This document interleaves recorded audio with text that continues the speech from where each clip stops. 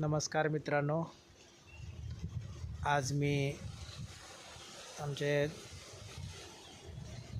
काकाच्या शेताकडे आलो होतो. काकाच्या शेतामध्ये ई पीक पाहणी करायची होती. मग ई पीक पाहणी करत असताना ॲप व्यवस्थित चालत नाही. आज शेवटचा दिवस असल्यामुळं ॲप भरपूर त्रास देत आहे. सर्व्हरचा प्रॉब्लेम आहे आणि जास्त वेळ लागत असल्यामुळं मी त्यांची शेत बघत होतो. बघा, गौतम काकाच्या शेतामध्ये हे केळीचं झाड आहे. केळीच्या झाडाला बघा, अगदी केळाच्या फाण्याने झाड लकडलेलं आहे. बघू शकता. हे बघा, इकडे पण बघा केळाची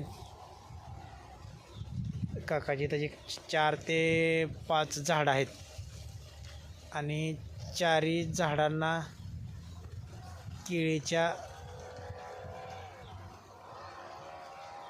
फाण्याने एकदम लकडलेला आहे. बघा, एकदम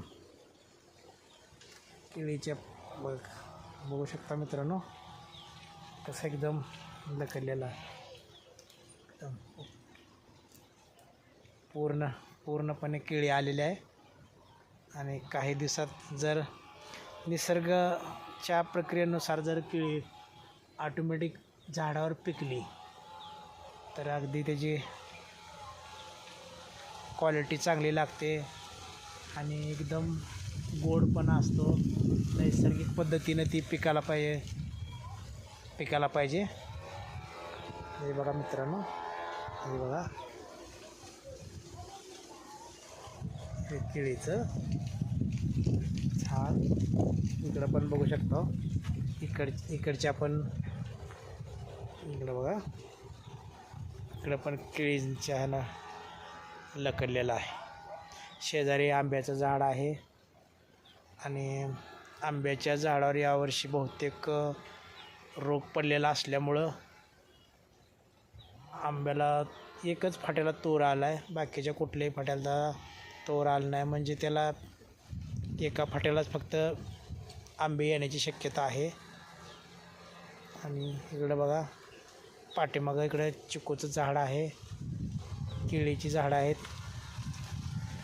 आणि नारळीच्या झाडांना पण भरपूर नारळ लागलेले आहेत.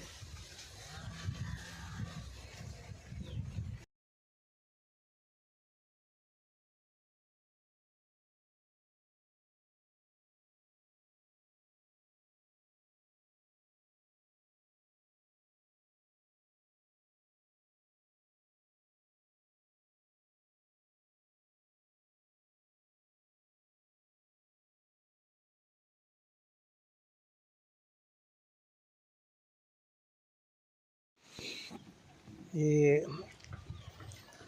काकाच्या शेतामध्ये आलो होतो. काकाच्या शेतामध्ये ई पीक पाहणी करायची होती.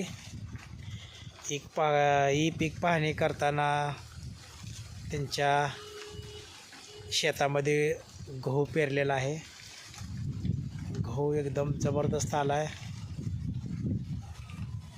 मशागत पण काकांना चांगली घेतलेली आहे. त्याला पाणी 3-4 वेळेस वेळच्या वेळेला दिलेलं आहे.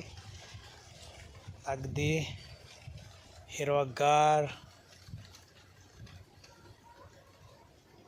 गहू आलेला आहे.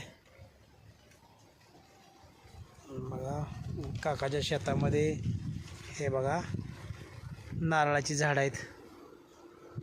नारळाची पण भरपूर प्रमाणात झाडं आहेत. त्याला नारळ लागले.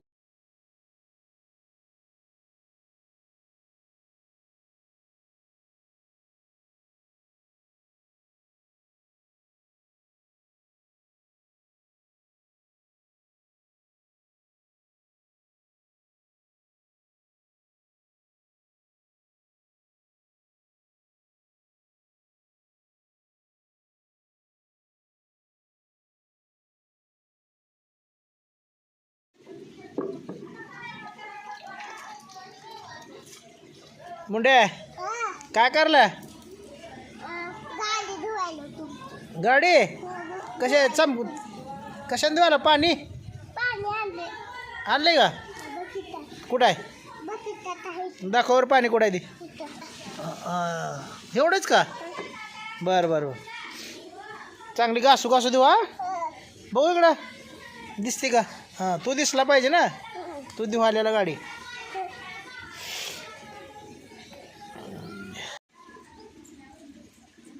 होय मुंड्या, ह्याचं नाव काय?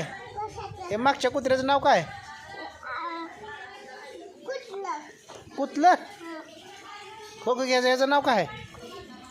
हे का? ह आता ते वाजते. वाजायला ठेवले.